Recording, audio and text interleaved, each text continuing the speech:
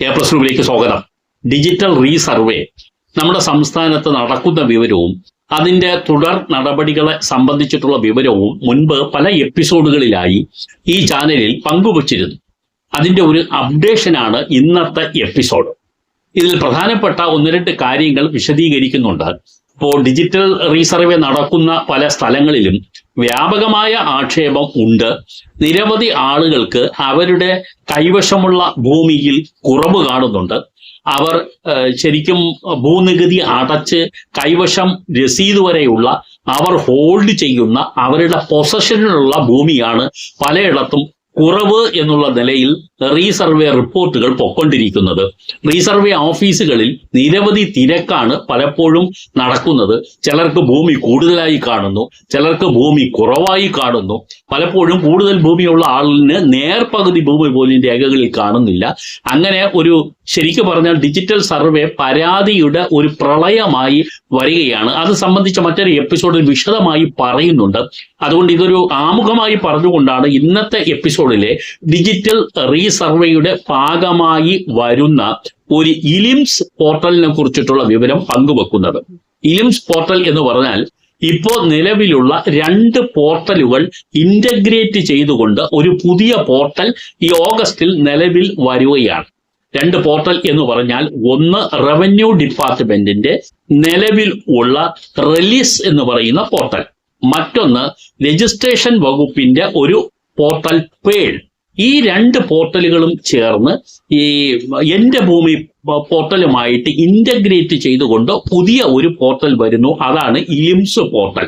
ഇങ്ങനെ ഓരോന്ന് വരുന്നത് കൊണ്ട് ജനമാകെ ചുറ്റിപ്പോവുകയാണ്. നേരത്തെ ഈ ഡേറ്റാ ബാങ്ക് വന്നപ്പോൾ ജനങ്ങൾ എന്തൊക്കെ ബുദ്ധിമുട്ട് അനുഭവിച്ചോ അതുപോലെയൊക്കെ ഇനി ഡിജിറ്റൽ റീസർവേ കഴിയുമ്പോഴും നമ്മുടെ സംസ്ഥാനത്ത് വരുമോ എന്നാണ് നമുക്ക് ഭയപ്പെടേണ്ടി വരുന്നത്.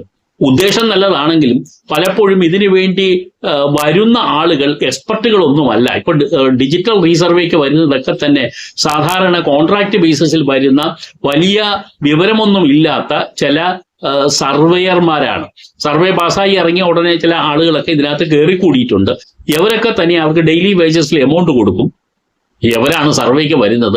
എവർക്ക് പലപ്പോഴും ഇതിന്റെ വ്യാപ്തി കൃത്യമായും മനസ്സിലാക്കാത്ത ആളുകളാണ് കൂടുതലും ഉള്ളത്. അതിൻ്റെതായ അപാകതകൾ കാണുന്നുമുണ്ട്. ഇപ്പോൾ പൂർത്തിയാക്കിയ ഡിജിറ്റൽ റീസർവേ പൂർത്തിയാക്കിയ 100 വില്ലേജുകളിൽ 13 നോട്ടിഫിക്കേഷൻ എന്ന് പറഞ്ഞാൽ റീസർവേ നടന്നതിന് ശേഷമുള്ള ഫൈനൽ നോട്ടിഫിക്കേഷൻ ആണ് 13 നോട്ടിഫിക്കേഷൻ എന്ന് പറയുന്നത്. അത് ഉൾപ്പെടുത്തിക്കൊണ്ടുള്ള ഇലിംസ് പോർട്ടൽ, അതിന്റെ ഫുൾ ഫോം എന്ന് പറയുന്നത് integrated land informative management system എന്നാണ്. ഇലിംസ് എന്ന ചുരുക്കപ്പേരിൽ അറിയപ്പെടുന്നു. ഇതാണ് ഓഗസ്റ്റിൽ പുതിയതായി പ്രവർത്തനക്ഷമം ആകുന്നത്. ഇപ്പോൾ 14 ജില്ലകളിലും റീസർവേ അസിസ്റ്റന്റ് ഡയറക്ടർമാരുടെ മേൽനോട്ടത്തിലാണ് ഓരോ വില്ലേജിലും ഇത് ആദ്യമായി വരുന്നത്. നിലവിൽ ഇത് വന്നു കഴിയുമ്പോൾ കുഴപ്പമൊന്നും ഇല്ലെങ്കിൽ സംസ്ഥാനത്തുടനീളമുള്ള വില്ലേജുകളിൽ ഇത് വ്യാപിപ്പിക്കാനാണ് ഇപ്പോൾ നിർദ്ദേശം ഉള്ളത്. നിലവിൽ ഉദയനാപുരം എന്ന് പറയുന്ന വില്ലേജ്, അത് കോട്ടയം ജില്ലയിലാണ്. മറ്റൊന്ന് കിഴക്കുമുറി വില്ലേജ്, അത് തൃശ്ശൂരിലാണ്.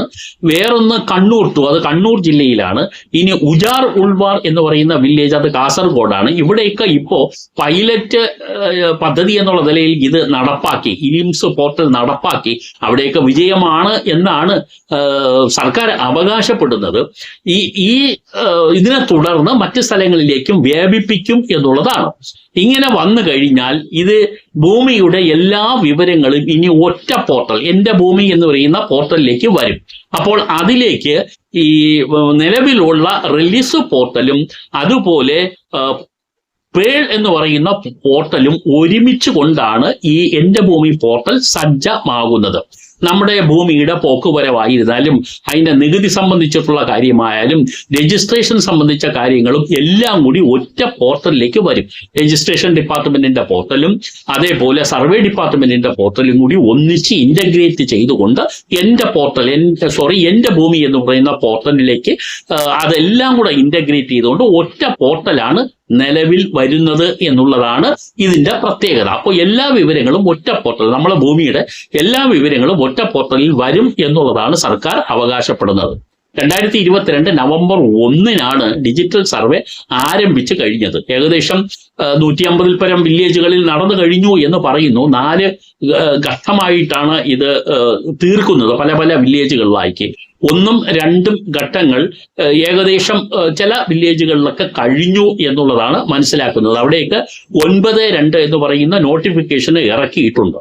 അപാകതകൾ എന്തെങ്കിലും ഉണ്ടെങ്കിൽ തന്നെ സർവേ അസിസ്റ്റന്റ് ഡയറക്ടർക്ക് നമുക്ക് ഓൺലൈനായി പരാതി കൊടുക്കാമെന്നും അതെല്ലാം പരിഗണിച്ചതിന് ശേഷമാണ് അന്തിമ വിജ്ഞാപനം ഇറക്കേണ്ടത് എന്നുമാണ് സർക്കാർ പറയുന്നത്. ഈ നോട്ടിഫിക്കേഷൻ പുറപ്പെടുവിച്ചിരുന്ന 9-2 വന്നു കഴിഞ്ഞാൽ നമുക്ക് ഇതിനെ സംബന്ധിച്ചിട്ടുള്ള ആക്ഷേപങ്ങൾ അതിനെ തുടർന്ന് കൊടുക്കാം, ഓൺലൈനായി തന്നെ നമുക്ക് കൊടുക്കാം. തുടർന്ന് ഈ അസിസ്റ്റന്റ് സർവേ ഡയറക്ടറുടെ നേതൃത്വത്തിൽ പരിശോധന നടത്തും. ആവശ്യമാണെങ്കിൽ ഫിസിക്കൽ ആയിട്ട് തന്നെ റീസർവേ നടക്കും എന്നാണ് മനസ്സിലാക്കുന്നത്. അപ്പോൾ ഇതാണ് ഏറ്റവും ഒടുവിൽ ഡിജിറ്റൽ സർവേയുടെ ഭാഗമായി നിങ്ങളുമായി ബന്ധപ്പെടുത്തി പറയേണ്ട കാര്യങ്ങൾ. പലയിടത്തും ഇതിനു വേണ്ടി മുൻകൂറായിട്ട് ആളുകളെ അറിയിക്കുമെന്ന് പറഞ്ഞിരുന്നു. അതൊന്നും ശരിയായ രീതിയിലൊന്നും ഇതുവരെ നടന്നിട്ടില്ല. പലപ്പോഴും പല ആളുകൾ ഇതിനെക്കുറിച്ച് അജ്ഞരാണ്. ആളുകൾക്ക് ഇത് സംബന്ധിച്ച് ഇനി എന്ത് ചെയ്യണമെന്ന് അറിഞ്ഞുകൂടാ. ഒരു ദിവസം രാവിലെ നോക്കുമ്പോൾ 2 പേര് സർവേക്ക് വേണ്ടി അവിടെ വന്നു കഴിഞ്ഞാൽ അവര് ചില പുതിയ എക്യുപ്മെന്റ്സ് ഒക്കെ ഉപയോഗിച്ച് അളവെടുത്ത് പോകുന്നു. അത് എന്താണെന്നും പിന്നീട് എങ്ങനെയാണ് വരുന്നതെന്നും പലപ്പോഴും ആളുകളിൽ മഹാഭൂരിപക്ഷവും അജ്ഞരാണ്. ചിലരൊക്കെ മാത്രമേ ഇതിൽ അറിവുള്ളവരുണ്ട്. ചില ആളുകൾ ആക്ഷേപവുമായിട്ട് വന്ന് നിറഞ്ഞുകൊണ്ടിരിക്കുകയാണ്. ഭൂമി കാണുന്നില്ല, ഞങ്ങൾ കൈവശം വെച്ചു, ഞങ്ങളുടെ തെങ്ങിൽ നിന്ന് തേങ്ങ വെട്ടുന്നു, ഞങ്ങളുടെ ഹോൾഡ് ചെയ്യുന്ന ഞങ്ങളുടെ പൊസഷനുള്ള സ്ഥലം എങ്ങനെയാ കുറഞ്ഞു പോകുന്നത് എന്നാണ് ആളുകൾ ചോദിക്കുന്നത്. അപ്പോൾ എല്ലാം കൂടെ കഴിഞ്ഞു വരുമ്പോൾ എന്താണ് സ്ഥിതി എന്ന് നമുക്ക് കാത്തിരുന്ന് കാണാം. അതിനെക്കുറിച്ച് മറ്റൊരു എപ്പിസോഡിൽ വിവരിക്കുകയും ചെയ്യാം. നന്ദി.